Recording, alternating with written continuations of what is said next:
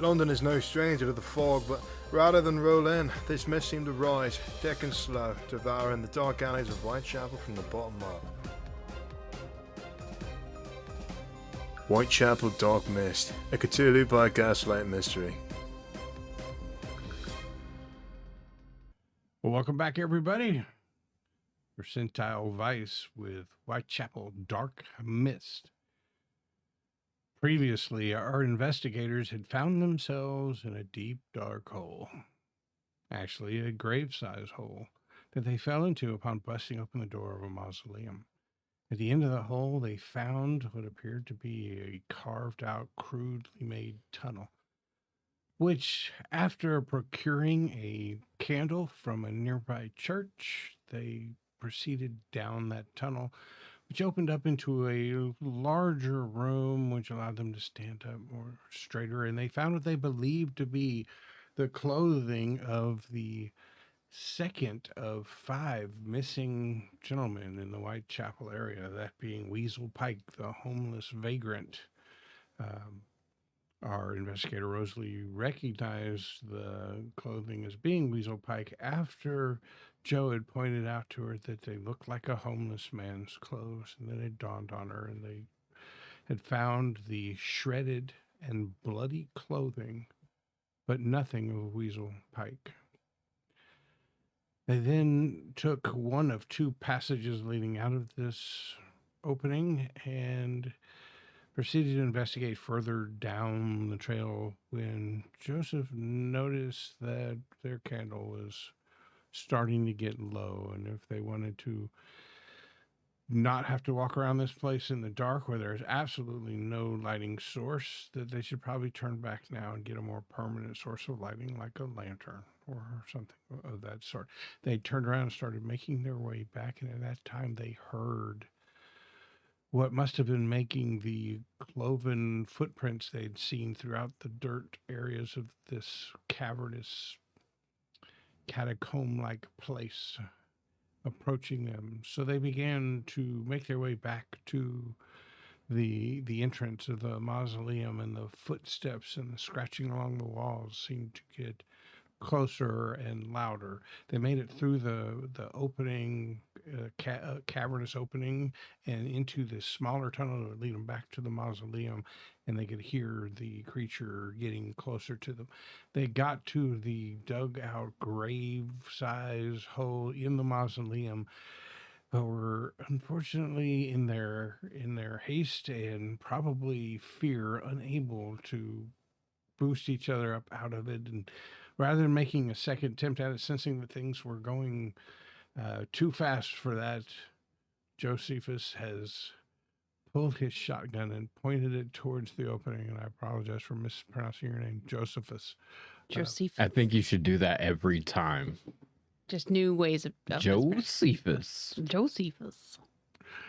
He has pointed his shotgun towards the small dugout tunnel that leads into this dug grave in the mausoleum. You're pointing your gun at that. You hear the scratching and the hoofbeats slow. And then on the wall of the grave hole that you are in, you see a hand come out. It's long, thin fingers with claws on the ends of them. Dark and animal looking, but not really hairy. And then one on the other side coming out and stepping into the room on cloven feet. It's a roughly man-sized creature, but with almost canine-like features, like the face is slightly elongated. There are fangs there. The limbs are long and angular.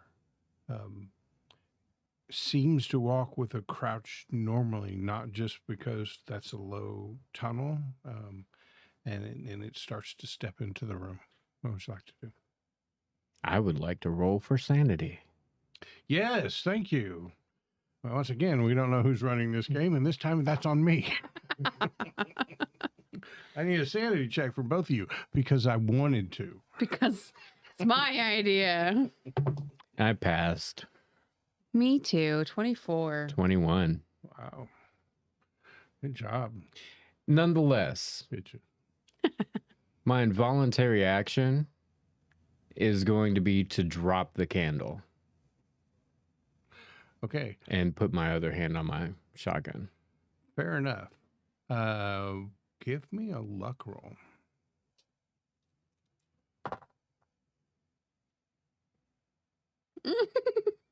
That's a 30, which is a fail.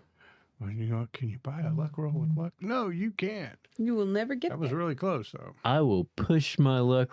Two things you can't do with luck rolls: spend luck on them or push them.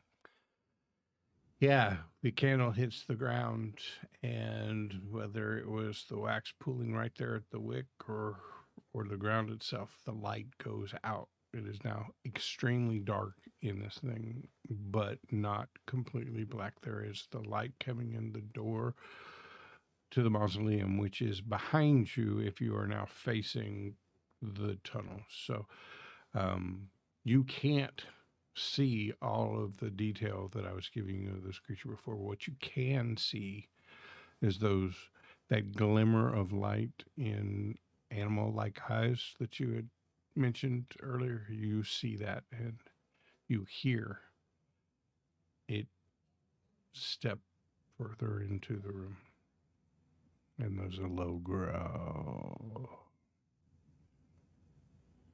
What would you like to do? Going to say, Torino agency, stop right there. Does it stop? It makes a lunge at you. Gonna pull the trigger. All right, I need everybody dexes, please. 69. Nice. 60. All right. Josephus. You have the first action.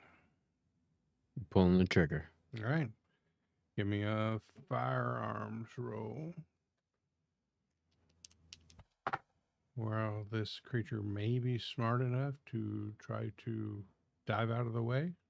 There is no room for him to do so in this opening that is approximately 6 feet long and what would you say, 4 feet across for a standard grave? Something like that, yeah. Yeah, and you guys are probably standing shoulder to shoulder up against the other firm wall. So he pulls the trigger. And it's a 14, an extreme success okay. at point blank range. Yeah, I think they have to be penetrating weapons for point blank range. It's a shotgun. Is shotgun not a penetrating weapon? I don't know. Check it. All right, you got 2d6 of damage, right? 4d6, 2d6, 1d6. 10, 20, 50. Yeah.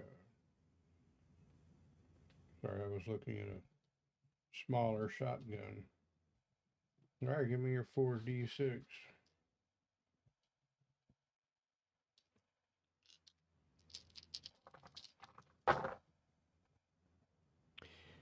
$17. The muzzle flare and the blast lights this place up for a second, kind of like a bolt of lightning in a dark night where you get that camera effect, like boom, you can see everything, boom, you can't anymore. And so like imprinted on your retinas for just a second is this creature in its complete size, having stepped up a little bit from the crouch, get kind of a ridged back, and before the light dims, you see the main blast of the shotgun just hit him center mass, and his chest just kind of explodes, and he crumples to the ground with a large thud, and it's pitch black again.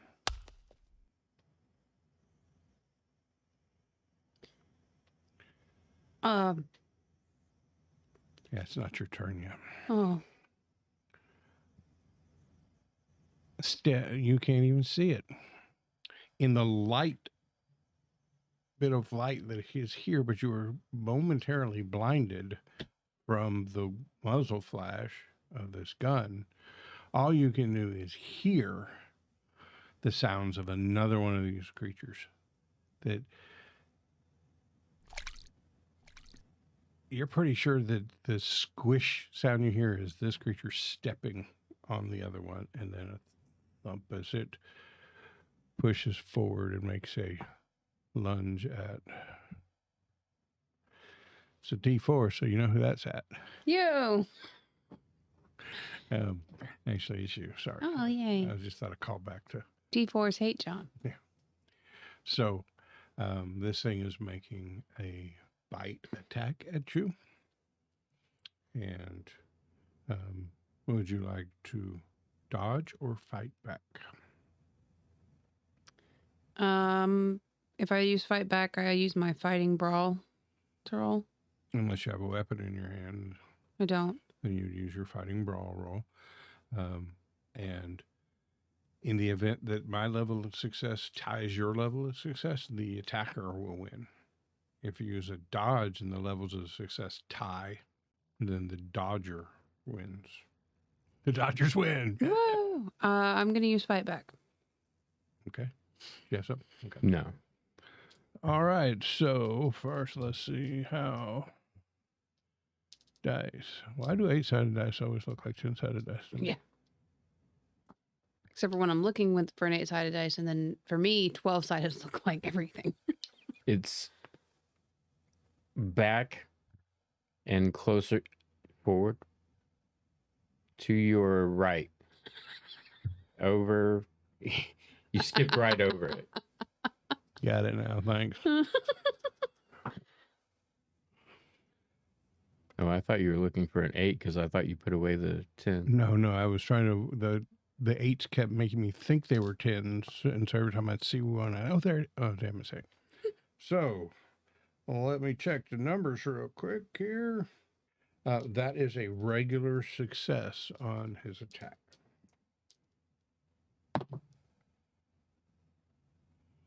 I rolled a 4, which is an extreme success. On the fight back. Yes. Okay, then he leans forward to try and just sink his teeth into you. He's clocking. Tell me how you're clocking. So I'm used to men being a little too grabby. So when I see something come at me, my first instinct is just like straight for the gut, just like pop right in the stomach. These claws are nothing. I've seen more handsy guys. Right. Okay, roll your damage. Which is a 1d3. Do you have a damage bonus based on I your do size? not. So a d6, 1 and 2 is 1, 2 and 3 is whatever. Yeah, the way it works. A 5, so that's 3 points of damage. All right. It was unexpected. Your eyes are starting to adjust a little bit more. So what dim light you have coming from the mausoleum door, you can see this creature step back for a second. Like he was not expecting his prey to do that. Which takes us to the top of the round. And Joe, it is your turn. No more. Do I not get... Yes, you do. That was his turn. Now it is your turn. Thank you. That's the thing that always gets me on the fight backs. It's like, okay, You're that's done. it. That's it. It was your turn. So yes, it is in fact Rosalee's turn, and there is a slightly stunned but more confused than physically stunned. Right. What the hell? The fuck? Or, so what would you like to do? So I'm going to reach into my corset and pull out my straight razor. I'm going to attack him. Because that's where it is. Yeah, it's one of those folding Of course it is. Of course it is. It's one of those folding kinds. Yep, you know. yep. Mm-hmm. So I'm going to attack him with my straight razor. He'll be fighting back and not dodging. Okay. He missed. I failed. Okay. So- Nothing happens. So But that goes to me. it's our levels of success Got it. are comparative. Both Still if goes you to me. fail, you cannot hit, no matter how bad he failed at trying to fight back to you.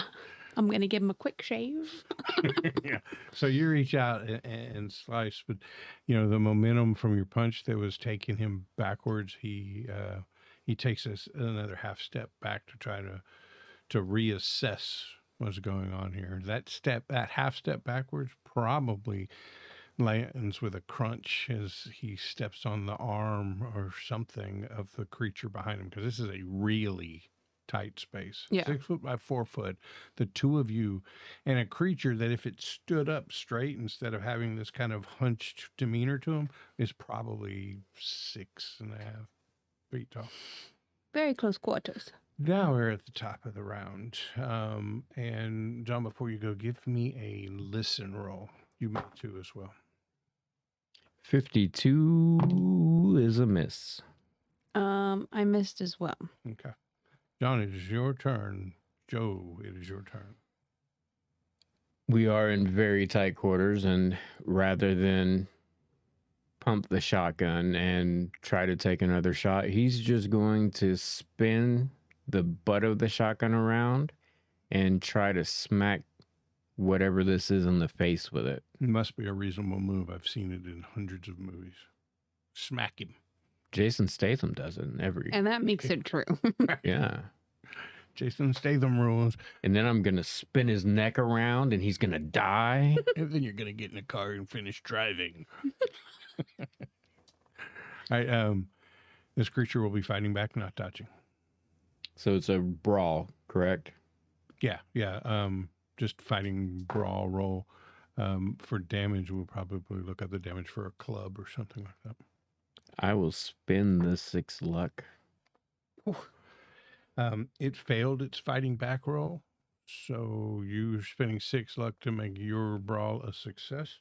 Close. I think the truncheon we called a small club. There's a large club, which is described as like baseball bat or cricket bat. I think it's more like a baseball bat here. Okay. So 1d8 plus a damage bonus if you have one. I do not have a damage bonus, so I will give you my 1d8. One of these days, I'm going to make a character that has a damage bonus. I'm going to make a big old dude. It's a tree. A tree? A pine or? Fur. Oh. Feel attacked. That was not, I didn't actually mean that. He just said tree, and it did work. It was like, you held my arms back while he punched me in the stomach. Just know, if we ever do that, it'll be on purpose, not on accident. Fair enough. All right. Yeah, so he takes the shotgun butt right up against his head, and his head snaps, and he comes back with a snarl and makes an attack at you. He is going to do a maneuver, which is he's going to try to bite into you and hold you, but it is done as a fighting maneuver. So first of all, what is your size? My size, I believe, is 55. Let me scroll up. That is true. I'm sorry, what is your build? My Should build. be down at the 0. bottom. My build is 0. Okay, his build is a 1. So give me 1 second. Okay, his build's not enough different than yours to make a difference. So it is essentially brawl versus brawl roll here. But I can either fight back or dodge still. Yes. So are you going to dodge or fight back? I think when Joe sees the glint of the teeth in the darkness, I think Joe is going to try to dodge. Okay. All right.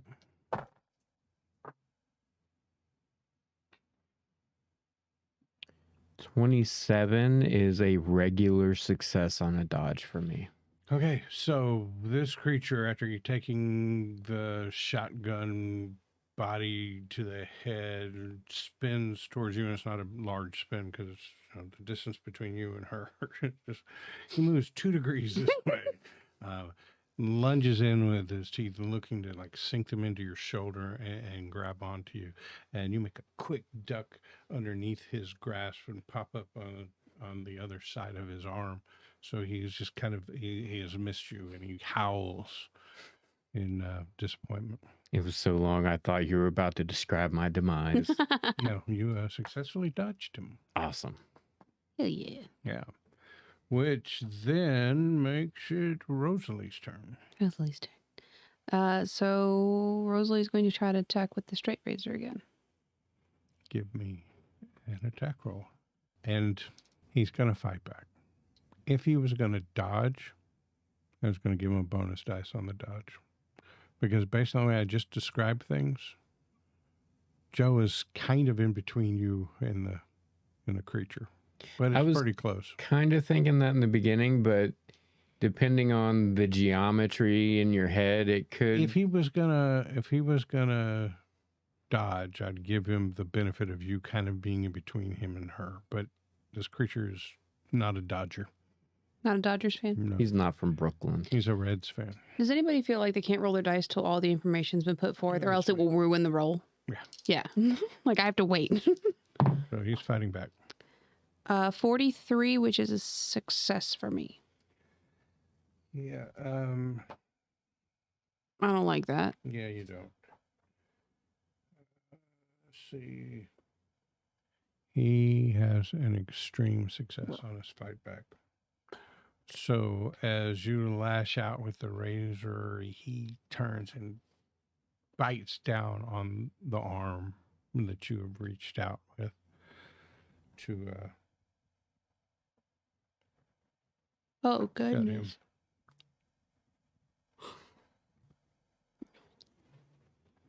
Hold on, let me see if he's got a damage. That's fine. You don't have to check. It's probably not got one. It's probably 0. I've read that book front to back, and it's probably 0.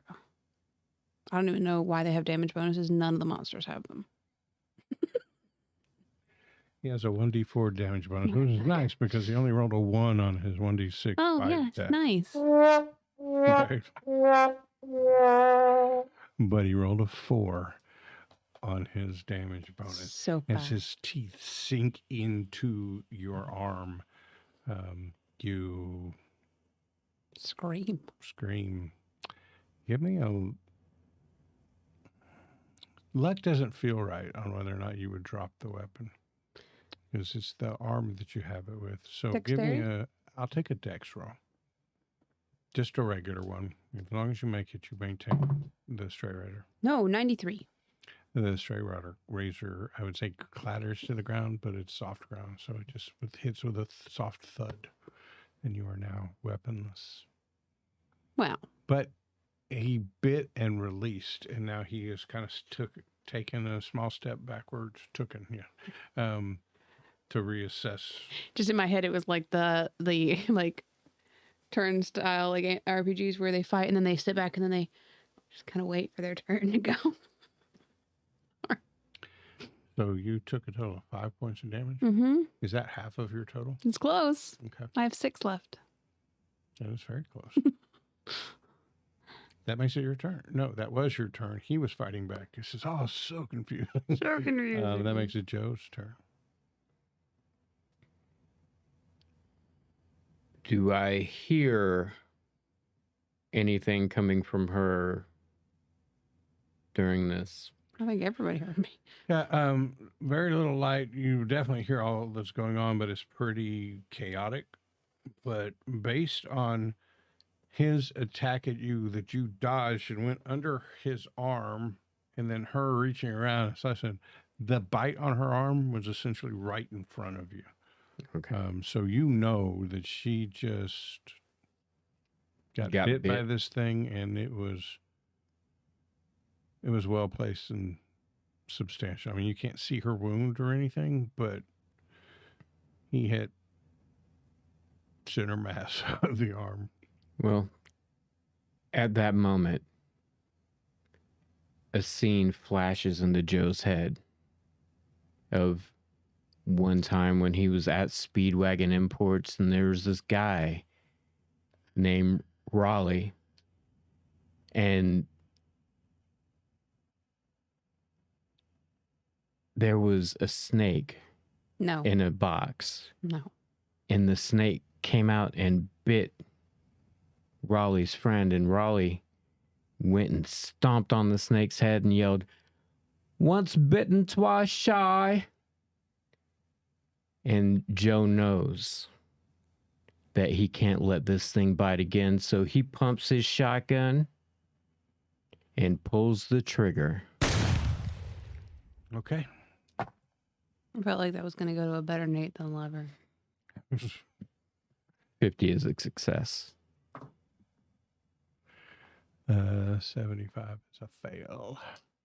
Actually, can't fight back. And close range. I don't know. Normally, you can't fight back against a ranged weapon. You can only try to dive out of the way. But Would it be whatever a it was he success on tried, the dodge? he failed. Okay. Either way. Whatever he did. Whatever it was he did. All right. So, yeah, give me that 4d6. And All them dice sounds. Oh, that looks like it wasn't good. 19. Oh, it was good. again, the muzzle flash lights up this area. And so you get like a quick snapshot that remains in your retina after everything goes dark for just a second. And in that snapshot, you see the blown out body of the first one laying on the ground. It's been stepped on, and you see the one in front of you being blasted back as the middle of his gut is torn out, as that's as high up as you could get your shotgun. And he blasts back and falls to the ground. And in the quiet, in a total darkness now, because that flash has blinded you for a second, and all you're seeing is that blast and him being thrown back up against the wall. And in that vision, you see a face and two eyes at the cave or the tunnel entrance, just poking in. This face looks just slightly different from the other two. So that was Joe's turn, which makes it, it's totally dark in here now. Your eyes have not yet readjusted so that you get the dim light from the mausoleum door.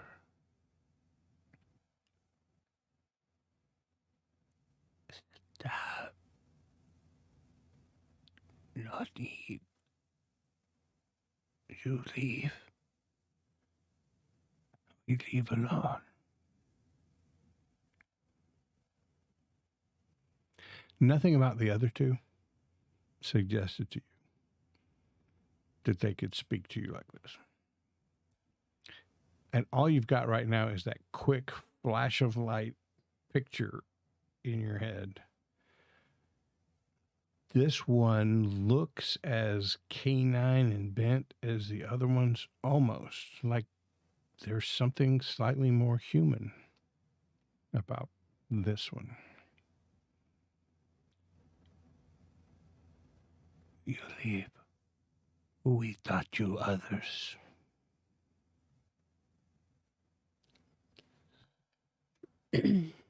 Are we out of turn order?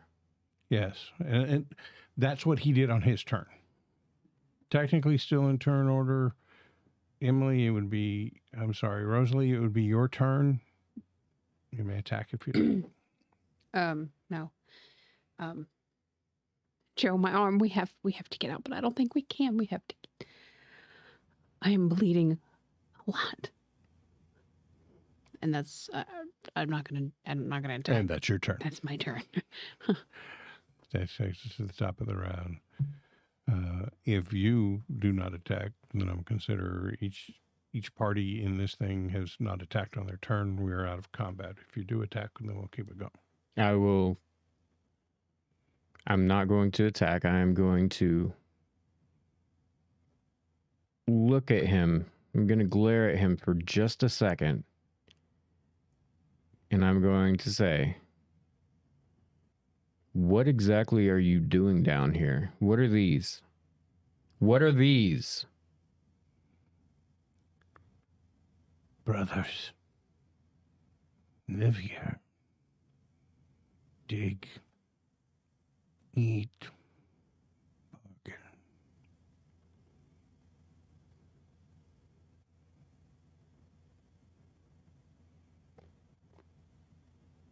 All right, Rosalee, let's go. As macabre as it may sound, you realize that you could step on the dead body of the second one that you just blew and pretty easily get out of the hole that you blew up.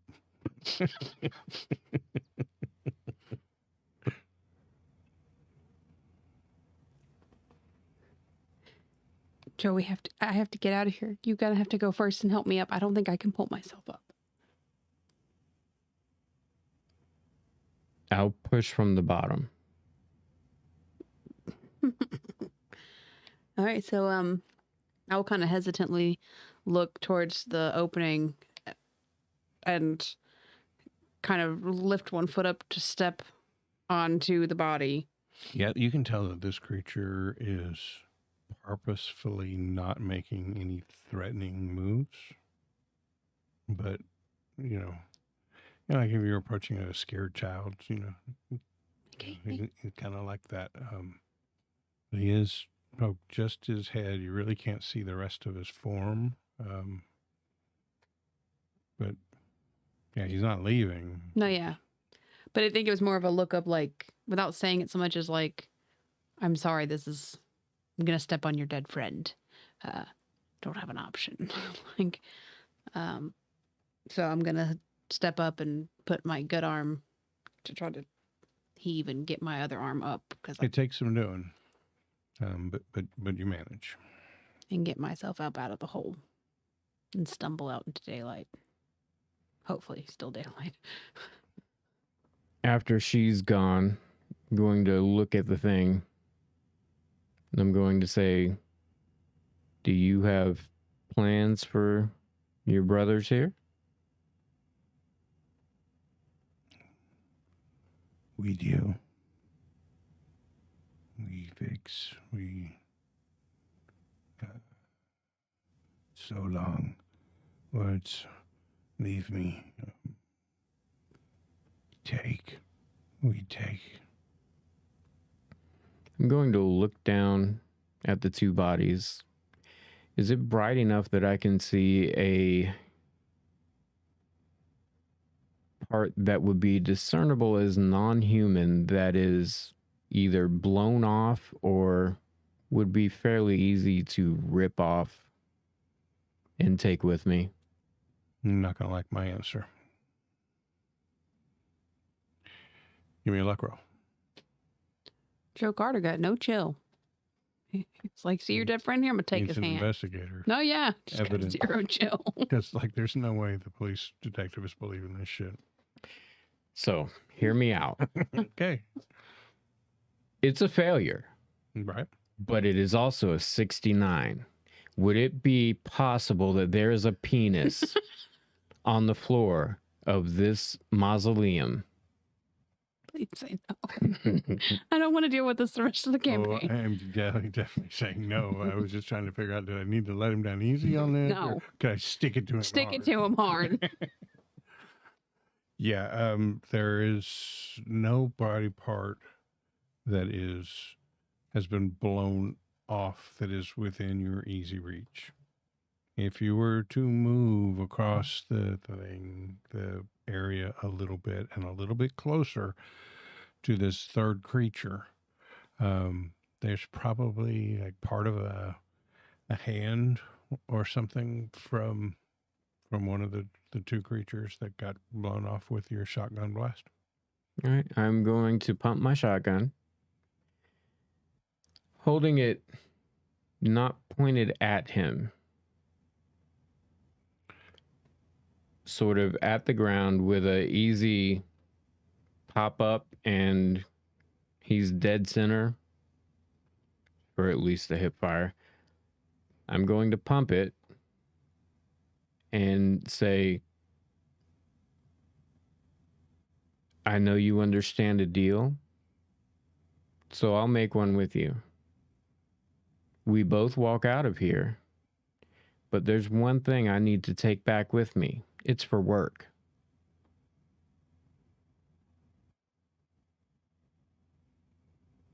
Deal? So when you pump the shotgun, he steps back a little bit and gives a growl, and he sounds more like one of those creatures than human at this point. I must take my brothers.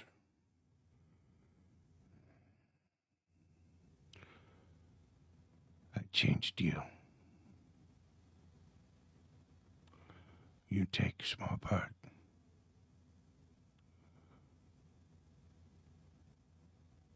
Deliver flowers tonight. And then you see his eyes move back and disappear into the darkness, and you hear fading footsteps move away. So let me clarify. He said deliver flowers tonight. He said, deliver flowers tonight. If you were to write it out in your hand, in your head or on paper or whatever, you heard it with periods after each one. It was not the subject, verb, object, deliver flowers tonight. It was deliver flowers tonight. Hmm.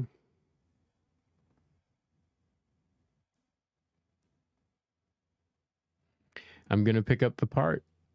Okay, it's like the ring and pinky finger and a little bit of the hand of one of these things. The fingers are elongated. There are long claws on it. It's got this dark leathery skin, virtually hairless. There might be small little hairs on them, kind of like the hairs on your knuckles or whatever. It's bloody, but to your estimation, could not be mistaken for human. All right. I'm not going to put this in my satchel. I'm just going to keep it handy. And I'm going to climb up out and see what Rosalee's doing. I don't want to speak for her.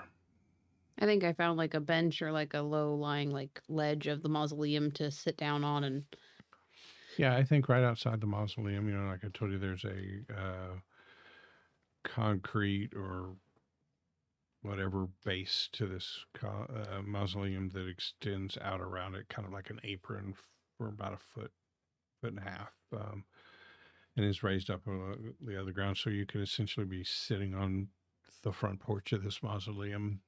can I give myself first aid? Yes. I reserve the right to change that if I can look up later and find that somebody else has to give first aid. But you're conscious, and if you have the skill, I'll let you do it. Am I there now? You're walking out and you're seeing her doing what? I'm beginning to rip off, like going to a petticoat, that would be relatively clean at this point, and ripping like one of the ruffles off so that I have a long chunk of fabric to try to bandage my arm with. When I see her doing that, can I attempt to help? Yes, you can do the... Tell me what you're going to do to help, just for story and cinematic purposes. I will... You know how when a little kid is learning to tie and you like put your finger on... I'm going to do that. Okay. So you're taking your petticoat and you're wrapping it around and, with one hand trying to like... So he grabs comes out one and end. sees, obviously, how are you going to make the knot necessary here with only one hand? So he reaches over, puts his finger there to hold the fabric so that you can do it.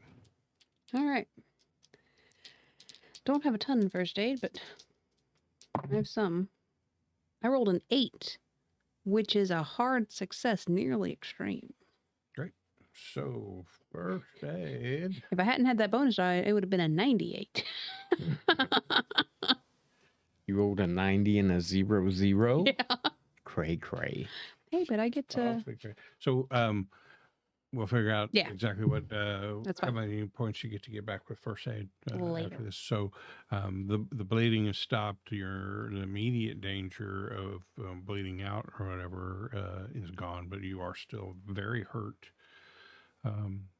Yeah. So, what are we doing? I'm going to unchamber the round because I had already pumped the Mhm. shotgun. I'm just going to pop it, catch Lock the it. shell, And shut it back. insert it back into the stock of the gun. Because that thing held, what, 5 or 6 shells? I forget. Not really. I believe it is 5. And you've spent 2 of them. Right. Okay, so it is probably mid to late afternoon now, maybe 4.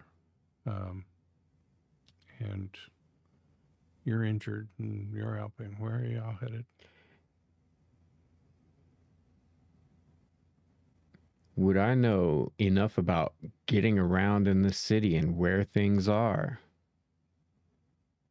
to know if the barber shop was on the way to the police station? The barber shop. Yeah. The barber shop. That's really smart. Yeah, sure. There's a barber shop on the way to the police station. There is a hospital in Whitechapel,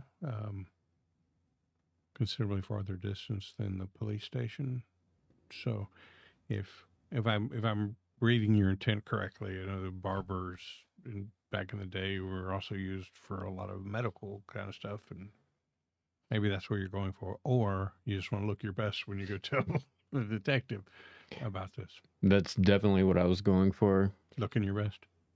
You get a fresh cut. Like you cut, G.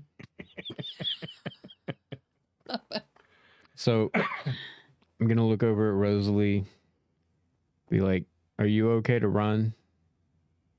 Because we got to make tracks quick. I'm going to drop you off at the barber's. He'll be able to do something right now about what you have going on with your arm. And then I really have got to make tracks to Reginald, because if Officer Probst can get people out there quick enough, we can maybe have him see the bodies. Am I well enough at a little more than half my hit points to carry on my own, or would I probably need a? Since it's on your arm, you can walk. You can Well, do whatever. You're probably not as fast as you want to be, but I know where the barber shop is. You go on ahead. I'll make my way there. Do you limp? No, Okay. I just wanted lost to a lot check. of blood, been a little woozy. so before you go running off to the police station and you limp to the you limp with your injured arm to the barbershop, what is your intention with the mausoleum door? Are you leaving it open or closed? I'm not touching it. Before we leave, is there someplace closer, like say the Torino agency or something like that, where I could find allies quicker than going all the way to the police station? Because it does seem like an urgent get people here now kind of thing. All right, so as you're heading out of the graveyard, right, the idea comes to you that I'm not that far away from the docks, and so your mind was set on the police station, which is essentially very east, with a little nudge towards north, okay, west, northwest, whereas the docks are almost exactly due south, and you stop in the street near the church that the graveyard was behind, and you look to the south, and you're starting to do some mental calculations about which is the quickest way to get a group of guys together to come check this out. That's where we're going to stop for the evening. Shit. If this was Texas instead of London, I'd just stand there right in the street and yell, "Posse!" Posse! Keep Now saying you- it like that. Now It's you're applying for her job.